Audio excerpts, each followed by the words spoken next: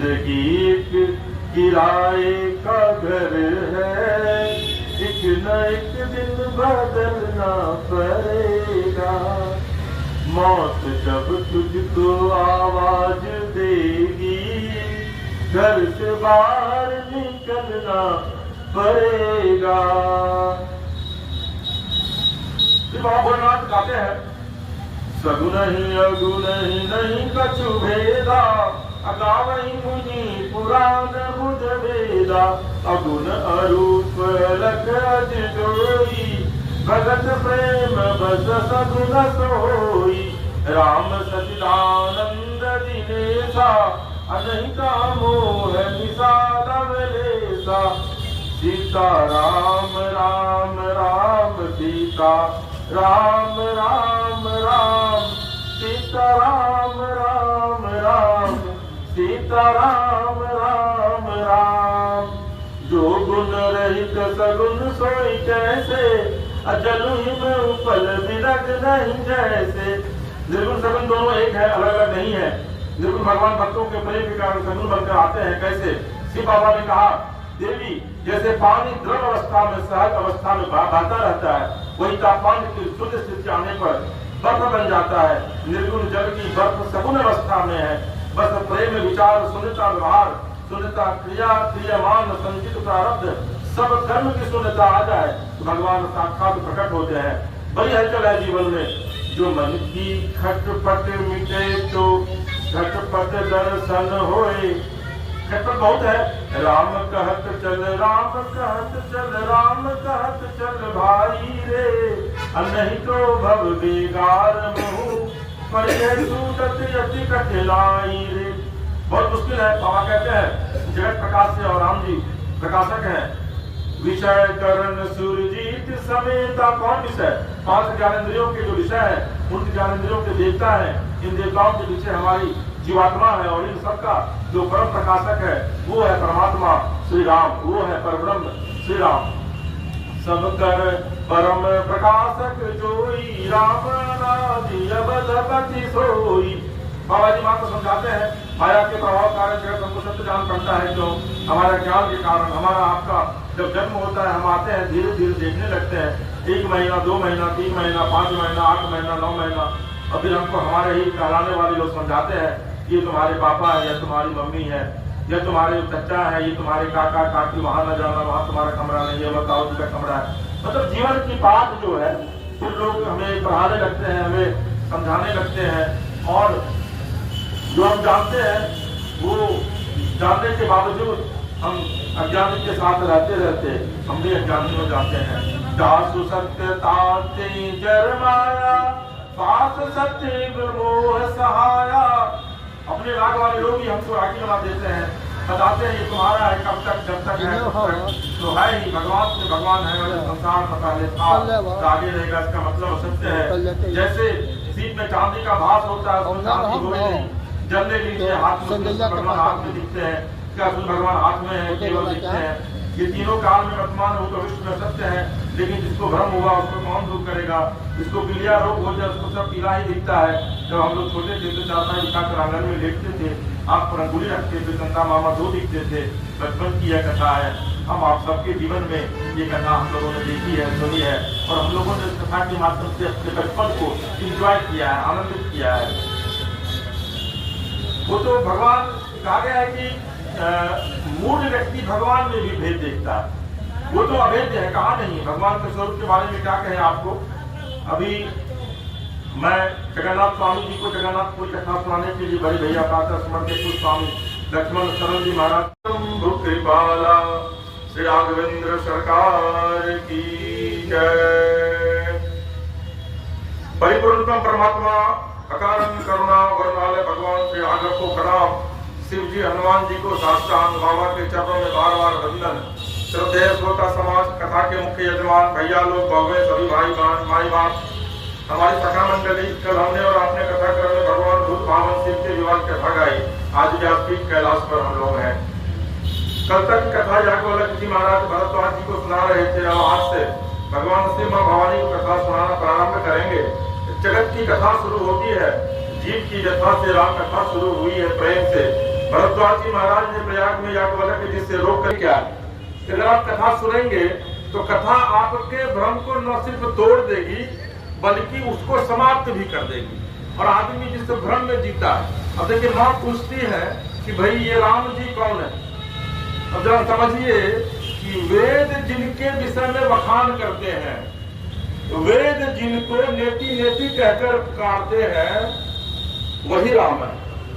अच्छी पंक्ति है, जाहि में गावहि वेद बुध, जाहि धरहि मुनि ध्यान, सोई दशरथ सुत, सोई दशरथ सुत, भगत हित कौशलपति भगवान। मतलब वेद भी कहते हैं कि राम जो है वो भगवान है। याज्ञवल्क्य जी से भारद्वाज जी पूछते हैं प्रयागराज में, मां पूछती है प्रभु शिव से, कालभूषुंडी जी से गरुड़ जी पूछते हैं कि आखिर ये प्रभु श्री राम जो है आखिर कौन है। उसी कथा का वर्णन है, और फिर इसमें हम लोग प्रभु श्री राम का जो जन्म हुआ है मां कौशल्या के अंग से, हम लोग उसकी व्याख्या करेंगे। मां भगवती गृह कार्य में लगी है। शिव बाबा का स्वभाव है भजन करने का। कार्तिक स्वामी का जन्म हुआ, हम लोग गाए थे, जहां जहां याद हुआ करे ना, वहां वहां गाता रहा करिए, न याद हो तो सुनकर भी गाइए, पर गाइए जरूर, क्योंकि कथा गुनगुनाने की चीज, कथा गाने की चीज।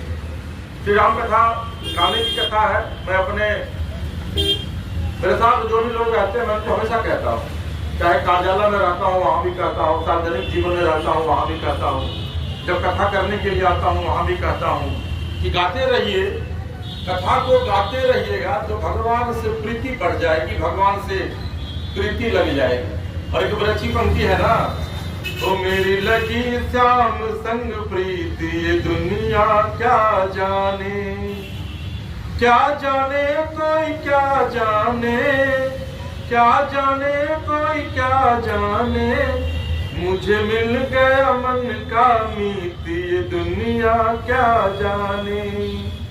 ओ मेरी लगी राम संग प्रीति, ये दुनिया क्या जाने। तो हर आदमी को दरवती किन्ना, वाम भाग आसन हर दिन्ना। माँ पार्वती जी शिव जी के पास गई, प्रणाम किया, शिव जी ने वामांग में आसन दिया, माँ पार्वती प्रसन्न हुई। पिछली बार जब गई थी तो शिव बाबा ने सन्मुख बिठाया था, सन्मुख आसन दिया था, याद है ना, सामने बिठाया था। पिछली कथा में, पिछली प्रसंग में मैंने इसकी व्याख्या की थी। तब उस समय वो प्रभु शिव की भी माता थी। इस बार बाबा जी की अर्धांगिनी है, हमारी प्रिया आई है, क्यों भजन बढ़ाने आई है। तब भरद्वाज जी घबराए, फिर आ गई ये, क्योंकि विगत बार जब आई थी तो कथा चल रही थी और कथा रोक दी थी सती माता ने। स्मरण करिए, पद बंदनु किन्ना, सन्मुख शंकर आसन दिन्ना, लगे कहन हरि कथा रस। आपको याद होगा कि जब मां सती शिव से जब पूछी थी कि प्रभु राम की परीक्षा लेने के लिए जब वन में जाती है तो वहां पर राम लक्ष्मण मिलते हैं, तो मां सीता माता का रूप धारण कर लेती है। और जैसे ही मां सीता का रूप धारण करती है और राम जी मिलते हैं तो राम जी कहते हैं कि हे माते, मेरे प्रभु कहाँ है, यानी कि मेरे शिव कहाँ है। और उसके बाद जब माँ सती आती है प्रभु के सामने, शिव के सामने, तो प्रभु कहते हैं कि आप प्रभु से मिल आई। तो माँ झूठ बोलती है और कहती है कि नहीं, मैं तो नहीं मिली थी। लेकिन जैसे ही शिव बाबा ध्यानस्थ हुए तो उन्होंने देखा कि माँ सीता का रूप धारण करके वहां गई थी। और उसके बाद फिर चूंकि वामांग में जो है वो पत्नी बैठती है, जो प्रारब्ध है, तो उसके बाद बाबा शंकर ने मां को सामने आसन दिया और कहा कि अब आप मेरी पत्नी नहीं है बल्कि अब आप मेरी माता है। और उसके बाद शिव सतासी माई वंदन किया, हाथ जोड़कर चरणों में बैठी है। हे नाथ, बाबा ईश्वरनाथ, सारा जगत आपकी महिमा जानता है, आप सर्व समर्थ हैं, समस्त कलाओं के गुणों के आप धाम है नाथ। योग ज्ञान में वैराग्य के आप खजाना है, आप सर्व तरुण है प्रभु। प्रभु समर्थ सर्वज्ञ शिवा, सकल कला गुण धाम, योग ज्ञान वैराग्य निधि, रिकॉर्ड में आप ये प्रभु आप हम पर प्रसन्न हैं, तो मनसा वाचा कर्मणा मैं आपकी दासी हूँ, आप मेरे पर कृपा करिए, मुझे ऐसा कहिए कि मेरे अज्ञान का हरण हो जाए। इसका घर कल्प वृक्ष के नीचे हो, दीनता क्यों सहे। नाथ हे चंद्रशेखर, मेरे कुछ प्रश्न है, आज्ञा हो तो कहूँ। बाबा ने कहा कहो देवी। माँ ने पूछा, जो परमार्थी मुनि लोग हैं वो राम जी को सर्वव्यापी आदि ब्रह्म कहते हैं, श्रेष्ठ नारायण सरस्वती। व्याख्या की, जरा सुनिए प्रसंग को। बाबा कहते हैं, हरहि राम चरित सब आए, अप्रेम पुलक लोचन जल छाए। श्री रघुनाथ रूप आवा, परमानंद अमित सुख पावा। जैसे ही मां ने प्रश्न किया, भगवान शिव के हृदय में सब रामचरित अवतरित हो गया। क्यों? क्योंकि रचना ही श्री जी की है। ब्रेक ले लेकर हम कहते हैं, जैसे देखिए, जब कभी हमको सत्य बोलना होता है तो हम माथे पर दबाव नहीं रखते, लेकिन जब कभी हम झूठ बोल रहे होते हैं और हमसे कोई पूछता है कि क्या हुआ, अभी रुको सोच कर बताते हैं, तब ये सोचना पड़ता है बात कहाँ से शुरू करें और कहाँ तक ले जाए। बहुत कठिन काम है। बाबा ने श्री रामचरित की संग रचना की। रची महेश निज मानस राखा, और उनके हृदय में पूरी राम कथा अवतरित हो गई। भगवान श्री रघुनाथ जी का स्मरण किया।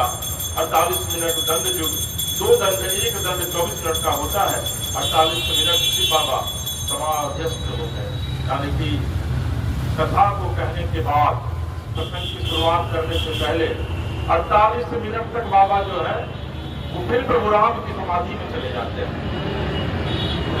मगर ध्यान रस दंड जुग पुनि मन बाहे किन्नी, रघुपति चरित महेश तब हर्षित वरने लिन्न।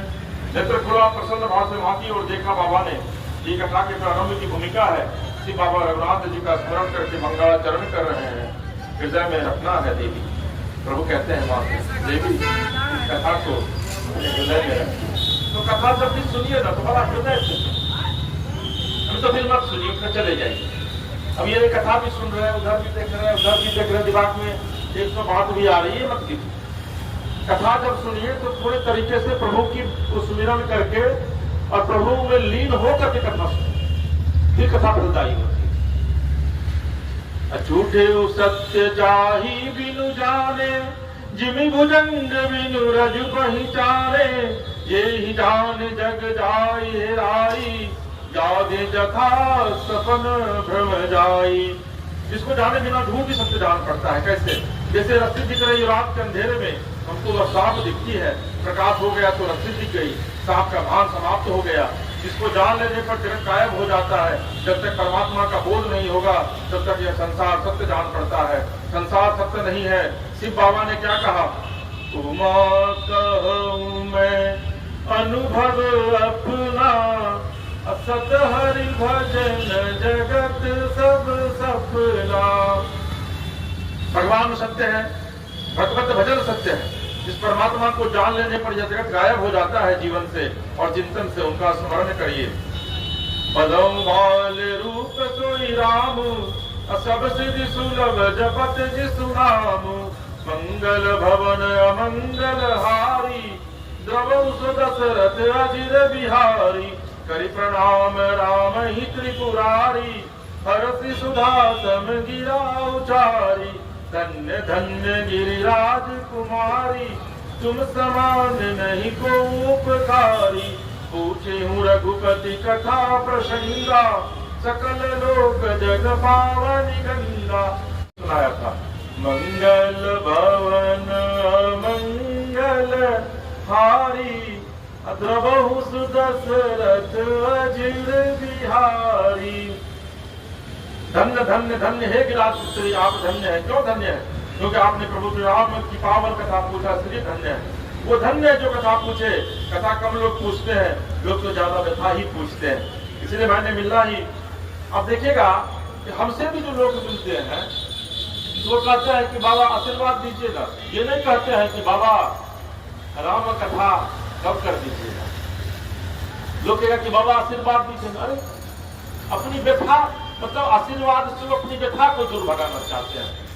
मैंने पहले भी कहा, तो जय जय राम कथा, वो जय श्री राम कथा, याद रखिए, कथा श्रवण कर मिट जाती है 100 जन्म जन्म की व्यथा। हो जय जय राम कथा, हो जय श्री राम कथा। तो कथा सिर्फ सुनने मात्र से 100 जन्मों की व्यथा समाप्त हो जाती है, लेकिन लोग अपनी व्यथा को सुनाएगा, यह नहीं कहेगा कि प्रभु आपकी मैं कथा सुनना चाहता हूँ। गणेश बाबू कितना सम्मानित कीजिए, अब तो हमको अपने ऋण तले बांध दिए। कृपा आप पर बनी रहे और हमेशा आपका कल्याण राम करते।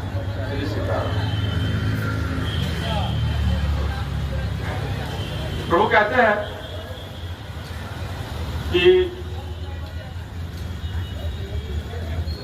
देखिए, दरअसल में श्वेत मार्टन, इसमें चर्चा है, श्वेत मार्टन की एक पुस्तक है, चिंता छोड़ो और सुख से जियो, जो बड़ी अच्छी पंक्ति ये है। और कबीर ने भी कहा है, चिंता से चतुराई घटे, दुख से घटे शरीर, और पाप किए धन लक्ष्मी घटे, कहते दास कबीर। तो चिंता मत कीजिए, कभी चिंतन कीजिए, चिंता कीजिएगा चतुराई समाप्त हो जाएगी। दुख कीजिएगा हमेशा, सभी धनता चला जाएगा, लक्ष्मी चली जाएगी। तो चिंता कभी मत कीजिए, चिंतन कीजिए। आप अगर पूरे दिन भर कोई काम करके रात में घर लौटते हैं और आप जब स्थापन पर जाते हैं, तो एक बार प्रभु का नाम स्मरण करके चिंतन जरूर कीजिए कि क्या आज मैंने पूरे दिन भर जो काम किया है उसमें मैंने किसी के हृदय को तो नहीं दुखाया, किसी को मैंने ऐसी वाणी तो नहीं कही जिससे कि वह व्यथित हो गया है, क्योंकि ये वाणी ब्रह्म है। तो इस बात का चिंतन जरूर कीजिए। तो ये कोई विषय नहीं है, मैंने इतने वर्षों में अनुभव किया है कि आप मन से महसूस करते हैं तो ठीक है, कथा उत्सव मात्र कथा में रहिए और कथा का आनंद लीजिए। कोई पूछे कि कथा में मजा लिए क्या? अरे भाई साहब, कथा कोई मजा लेने क्या, कथा आनंद लेने की चीज। तो कथा में अगर मजा लीजिएगा तो फिर सजा भुगतने के लिए तैयार रहिए। तो कथा में मजा मत लीजिए, कथा में आनंद लीजिए, कथा आनंद की चीज है।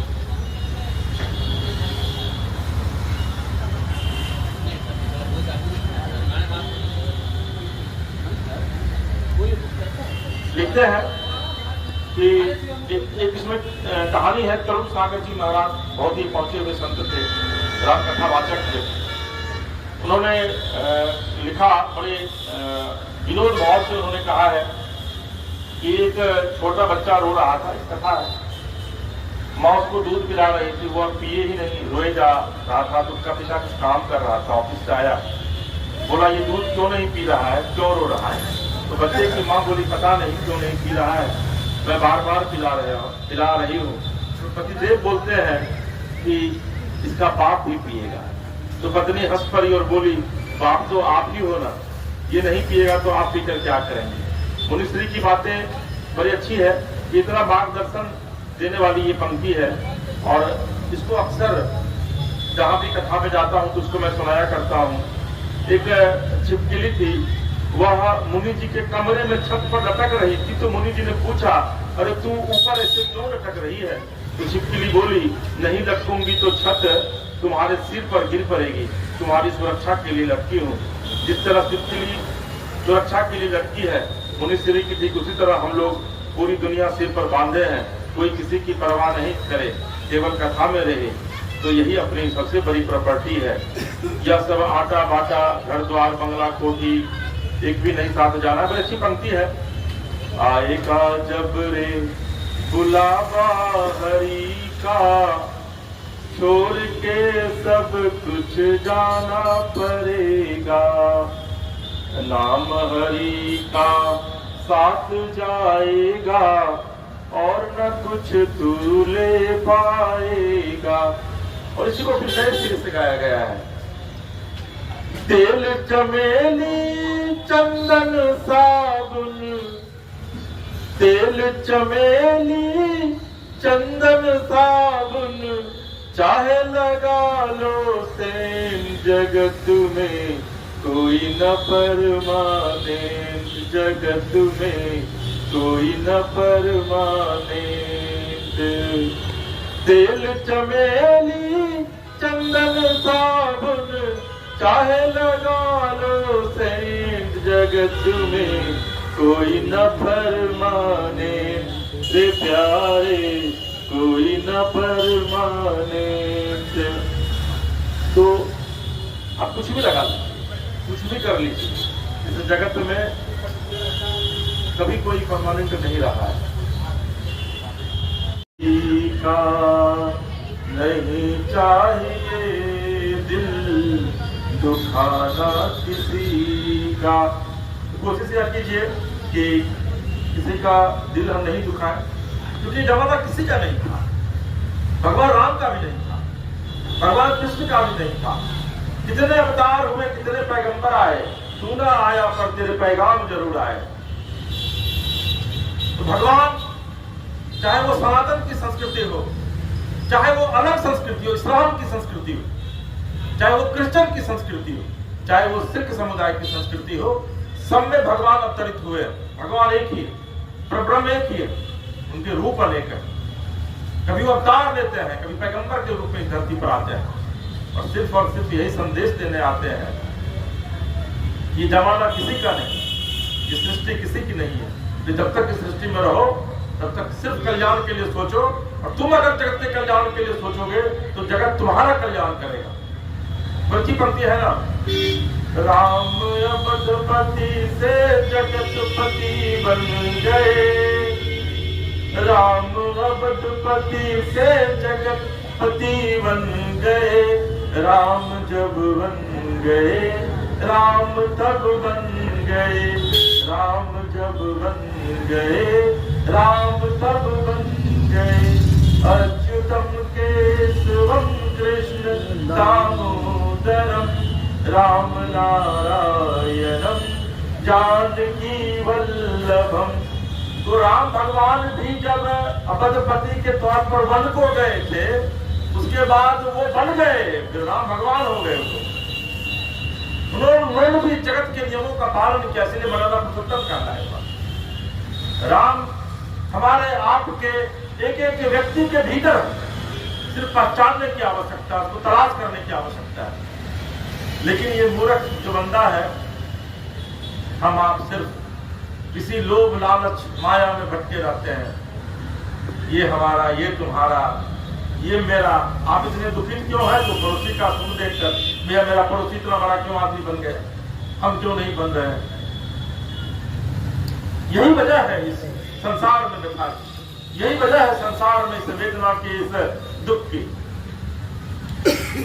जो जानते हैं उसको स्वीकार नहीं करते हैं, जो स्वीकार हो रहा है वो साथ में रहता नहीं। यह मानव का स्वभाव है, जो है वो अपना नहीं है, जो अपना है उससे हमारा संपर्क नहीं है। कब तक टक्कर के काम करेगा आदमी औरों के लिए, संसार के लिए? हम कब तक चलते रहेंगे? क्या शिव जी के पास कोई और व्यवहार नहीं है? शिव जी ने कथा बाद में सुनाई, पहले ही प्रमाणित किया। राम कृपा ते पार्वती, सपने हो तब मन माही, शोक मोह संदेह भव मम विचार कछु नाही। हे भगवती, आपके मन में न शोक है, न मोह है, न संदेह, न भ्रम है। कथा बाद में सुने, मैं पहले प्रमाणित कर देता हूँ। जो कि शिव जी के चरणों में जिसकी प्रीति हो वो ही राम भक्त है। कल याज्ञवल्क्य जी ने कहा था, बिनु छल विश्वनाथ पद नेहु, राम भगत कर रक्षण हेहु। भगवान के किसी स्वरूप में जिसको प्रेम है वो राम भक्त है। किसी स्वरूप में प्रेम रखो, किसी भगवान से प्रेम रखो, नारायण से प्रेम रखो, कन्हैया से प्रेम नहीं रखोगे तो दोष पड़ेगा। शक्ति से रखो, शिव से न रखो तो दोष पड़ेगा। कोई दोष नहीं है, सब भगवान के स्वरूप है, सब ब्रह्म के स्वरूप है। लेकिन बाबा ने प्रशंसा करते हुए कहा, आपने वो आशंका की इसको कैसे सुनते सबका भला होगा। और देखिए कथा सुनने से क्या फायदा है और कथा जो न सुने उसको क्या हानि है। बाबा कहते हैं जिन कानों में भगवान की कथा नहीं सुनी वो कान सांप के बिल के जैसे हैं। ये शंकर बोलते हैं पार्वती से। जिन नेत्रों ने संत महापुरुषों के दर्शन नहीं किए वो मोर के पंख पर बने नेत्र जैसे हैं। जो सिर श्रेष्ठ के सामने माता पिता के सम्मुख देवगणों के सम्मुख नमन न करे वो कड़वी लौकी के समान न खाने में उपयोगी न पानी रखने में है। जिस हृदय में भगवान की भक्ति नहीं आई वह जीवन सबके समान है। जो जीवा चमगादड़ के जीवा के समान केवल खाने वो छाय करने के काम आवे। शिव जी कहते हैं हम नहीं कह रहे हैं। बताइए इतनी अच्छी व्याख्या शिव जी ने की है। राम कथा का अगर आप श्रवण नहीं करते हैं आपका काम नहीं होता, आपका बिल है। राम कथा एक अद्भुत कथा है, कृष्ण की कथा एक अद्भुत कथा है। लेकिन आप जान लीजिए राम से भी बड़ा है राम का नाम। मैं इस पर एक प्रसंग की चर्चा आपसे करना चाहूंगा। प्रसंग की चर्चा करना बहुत जरूरी, उसकी व्याख्या करना बहुत जरूरी। आपने नाम सुना होगा मार्कंडेय पुराण भी मार्कंडेय जी लिखते हैं। मार्कंडेय की आयु बहुत कम थी, मतलब उनकी आयु 10 या 14 साल की आयु थी। भगवान ने दिया सही रखा। मार्कंडेय जी हर एक दिन जो मिलता था उसको प्रणाम करते थे। ये संस्कार होना चाहिए हम में, आप में, सब में। जो छोटे हैं उनको हमेशा बड़ों को प्रणाम करना चाहिए, चाहे कोई हो, माता पिता मित्र सखा बंधु संत ऋषि मुनि महात्मा। जो गरीब भिखारी है उसको प्रणाम किया, उनका आपसे बड़ा है, आशीर्वाद दे। लेकिन मार्कंडेय जी जा रहे थे तो नारद जी मिल गए, तो नारद जी को उन्होंने प्रणाम किया। तो नारद जी कहते हैं उनको चिरंजीवी भवा। तो मार्कंडेय जी मुस्कुराए और कहे कि हे मुनिवर मेरी तो आयु ही 10 साल की, तो आप मुझे चिरंजीवी भवा क्यों कहते हैं? तो नारद का मतलब क्या होता है? कभी सोचे हैं? जिसकी वाणी रद्द नहीं हो, जो बोल दिया वो हो कर रहेगा। जिसकी वाणी रद्द नहीं होगी वही नारद है। तो नारद ने कहा तुमको पता है ना मार्कंडेय मेरी वाणी रद्द नहीं हो सकती है, तुम चलो मेरे साथ। वो ले गए अपने पिता के पास ले गए। पिता उनके ब्रह्मा जी पूजा कर रहे थे। बोले जाओ जाके प्रणाम करके आओ। मार्कंडेय जी गए, जाके ब्रह्मा जी को प्रणाम किया। ब्रह्मा जी ध्यान कर रहे थे। तो ब्रह्मा जी ध्यानस्थ में ही उनको जैसे ही पैर छुआ उनको बोले चिरंजीवी भवा। तो उन्होंने कहा कि प्रभु आप तो ध्यान में है, लेकिन आपने मुझे आशीर्वाद गलत दे दिया क्योंकि मेरी तो आयु ही 10 साल की। ब्रह्मा जी ने आंख खोला और कहा कि मार्कंडेय जीवन मैं ही देता हूं। जाओ, जब मैंने तुम्हें कह दिया कि तुम चिरंजीवी होगे तुम्हें मृत्यु नहीं आएगी। और फिर मार्कंडेय जी ऋषि एक तर्क तक जिए। तो प्रभु प्रणाम करने में यह शक्ति है निरंजन बाबू। प्रणाम किसी को क्या, शत्रु भी है उसको भी प्रणाम। वो आपको आशीर्वाद होगा तो हो सकता है नहीं दे, लेकिन उसका हृदय जरूर आपको आशीर्वाद। तो प्रभु कहते हैं जो नहीं करे राम गुण गाना जी सदा दुर्जीव समाना। वह जीवा चमगादड़ के जीवा जैसी। चमगादड़ एक ऐसा जीव है जिस मुख से खाता है उससे मुख से स्वाद भी करता है। जीवा किसी काम के जीवा तो वही भली नित्य उठ बोले राम, नहीं तो काट के फेंक दो मुख में भलो न चाम। जीवा क्या जो राम न गाए, राम नाम गाने से अपना भी भला होता है और जो सुनता है उसका भी भला होता है। हमारे कई ऐसे प्रसंग हैं जिसमें इस चीज की व्याख्या की गई है कि राम का अगर आप नाम लीजिएगा तो आपका कल्याण होगा। और राम हमेशा कहते हैं, राम कहते हैं काम करो, काम करोगे तो कल्याण होगा और तुम परिणाम की चिंता मत करो। जो राम का नाम लेकर काम करता है उसका परिणाम हमेशा सुखदायी होता है, उसका परिणाम हमेशा अच्छा होता है। इसीलिए काम कोई भी कर रहे हैं ना, राम का नाम मन में गुनगुनाते रहे।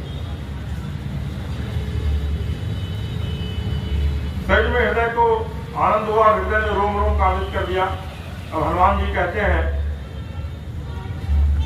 कि तब हनुमंत कही सब राम कथा निज नाम, सुनत जुगल तन पुलक मन मगन सुमिरि गुण गाम। हनुमान जी विष्णु जी दोनों कैसे गुण गायमान है, मन मगन हो गया, जो जीव गा सकते हैं वही भाव में करित हो। जरूरी नहीं बैठ के माला लेकर और बहुत काम करते रहते हैं, तो भाव बना लीजिए थोड़ा। राम राम सीता राम राधे श्याम श्री हरि शरणम श्री हरि शरणम। इसको अगर आप जीवन में बना लीजिएगा तो निश्चित तौर पर आपका जीवन जो है वह कल्याणकारी रहेगा। जिस जीवन में भगवत कथा सुनकर प्रसन्नता न आए उसकी छाती बजट के समान कठोर है। कथा सुनो किसकी, राम जी की कथा। हे भवानी, हे जी राजपुत्री भगवान श्री रघुनाथ जी की कथा सुनो को तुम मोहित करने वाली है, भगवत जनों को आनंद प्रदान करने वाली है। कई लोग सुनकर कहते हैं कि मजा आ गया, कथा में मजा नहीं आता, आनंद आ गया। लेकिन मैंने कुछ दिन पहले आपसे कहा था, वास्तव आप देखिए इसमें मजा आएगा तो सजा भी भुगतनी पड़ती है। ध्यान रखिएगा, संसार के जिस काम में मजा लिया गया रेडी हो जाए सजा भुगतने के लिए। गोला भटूरा बना चकाचक 10-12 झोंक दिए आपने, खूब मजा तो आया खाने के समय, लेकिन रात में जब सोने जाते हैं और जब पेटवा जवाब देने लगता है तो पता चलता है खूब जो खाने का मजा आया है उसकी सजा आप भुगतिए।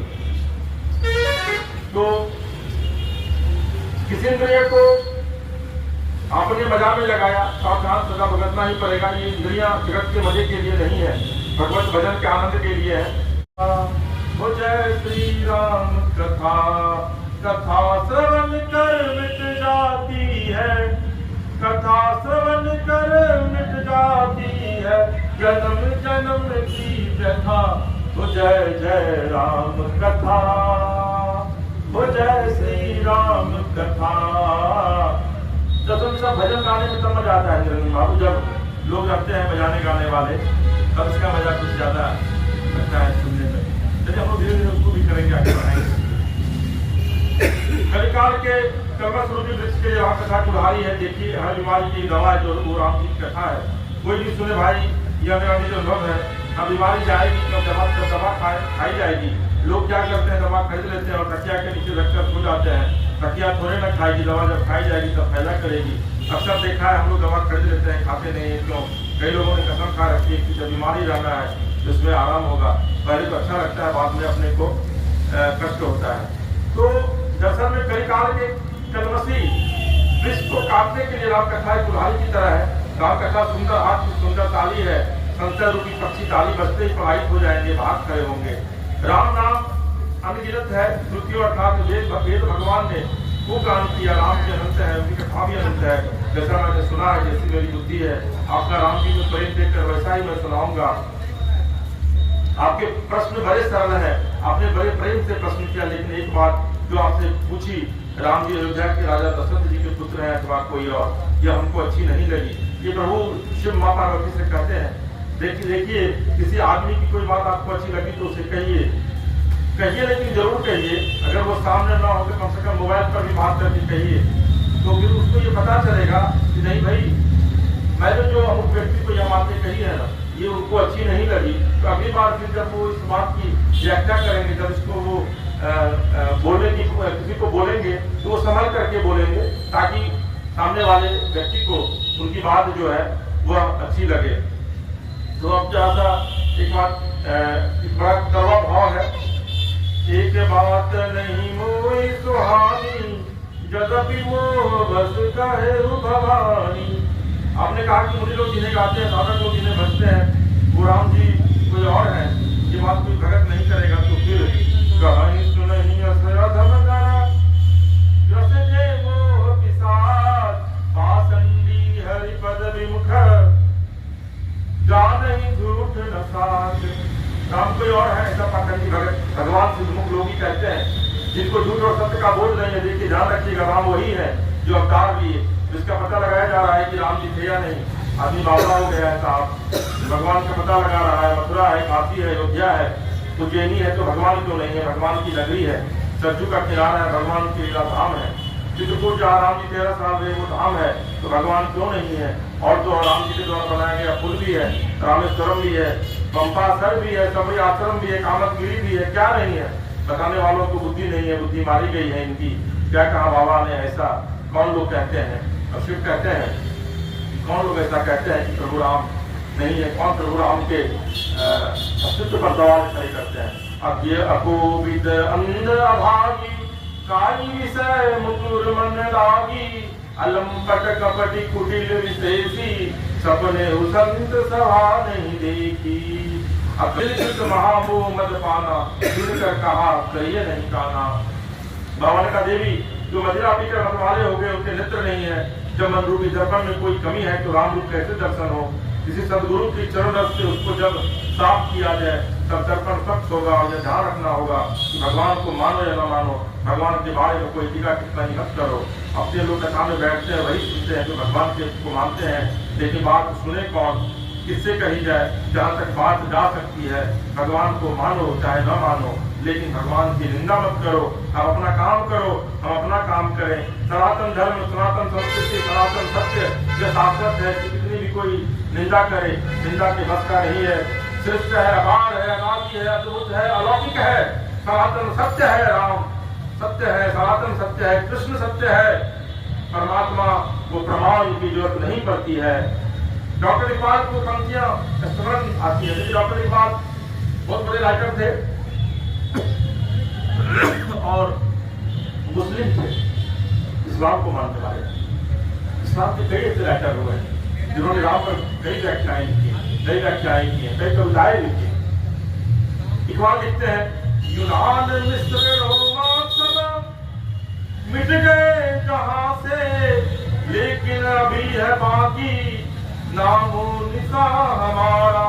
कुछ बात है कि हस्ती मिटती नहीं हमारी, सदियों रहा है दुश्मन दौरे जहां हमारा। सारे जहां से अच्छा हिंदुस्तान हमारा। तो हिंदुस्तान को मिटाने वाले, सनातन को मिटाने वाले मिट गए, लेकिन न तो सनातन समाप्त हुआ न भारत समाप्त हुआ। कुछ तो हस्ती है हमारी कि